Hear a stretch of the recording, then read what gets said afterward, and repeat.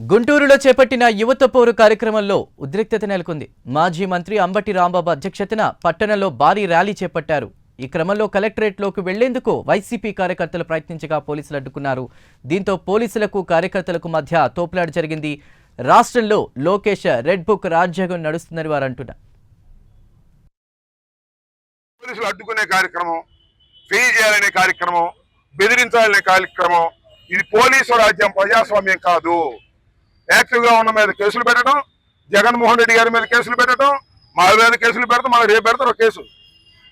రేపు పెట్టడం రేపు మళ్ళీ కేసు పెడతారు. డైమండ్ మీద, నా మీద, నూరి మీద, ఆపరేట్ మీద, అందరి మీద మళ్ళీ కేసు పెడతారు. పిచ్చోళ్ళారా, మీ కేసులకు భయపడతా ఉంటాయా?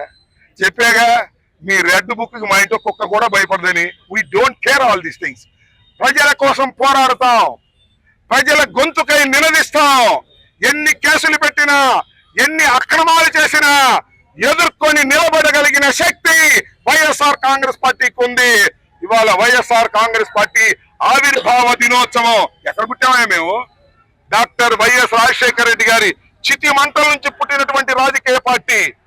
16 మాసాలు మా నాయకుడు జైల్లో ఉన్నటువంటి రాజకీయ పార్టీ. జైల్లో ఉన్నాం, 67 సీట్లు గెలుచుకున్నాం, మళ్ళా 151 సీట్లు గెలుచుకున్నాం, అధికారంలోకి వచ్చాం, 5 సంవత్సరాలు పరిపాలన చేశాం, 11 సీట్లు ఇచ్చారు, మళ్ళా పోరాడతాం. మళ్ళా అత్యధిక మెజార్టీలో ఈ రాష్ట్రంలో వైఎస్ఆర్ కాంగ్రెస్ పార్టీ జగన్మోహన్ రెడ్డి గారి నాయకత్వంలో అధికారం వస్తుంది. రాసుకోండి అని కూడా ఈ సందర్భంగా మనం